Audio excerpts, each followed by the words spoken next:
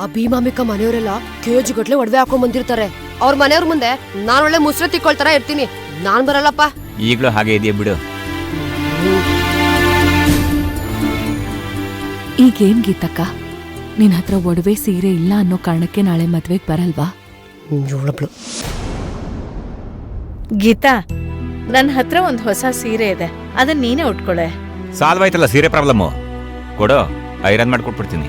ಮೊದಲನೇ ಪಂಕ್ತಿಗೆ ಊಟಕ್ಕೆ ಕೂರ್ಬೋದು. ರೀ, ಸೀರೆ ಒಂದಿದ್ರೆ ಸಾಕ, ಒಡವೆ ಬೇಡ್ವಾ? ಅಯ್ಯೋ ಗೀತಾ, ನೀನೇ ಒಂದು ಒಡವೆ ಕಣೆ. ನೀನೆ ಚಿನ್ನ ಕಣೆ. ಯಾಕೆ ಅಂದ್ರೆ ನಿನ್ ಗಂಡ ಹೇಳ್ತಾ ಇರ್ತಾನಲ್ಲ ಯಾವಾಗ್ಲೂ ಚಿನ್ನ ಚಿನ್ನ ಚಿನ್ನ ಅಂತ. ಚಿನ್ನನೇ ನೀನು.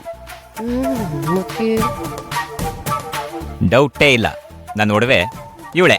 ನಿಮ್ ಒಡವೆ ನಾನಾಗಿರ್ಬೋದು, ಆದ್ರೆ ನಾನು ಹಾಕೊಳಕ್ ಒಡವೆ ಬೇಕಲ್ಲ.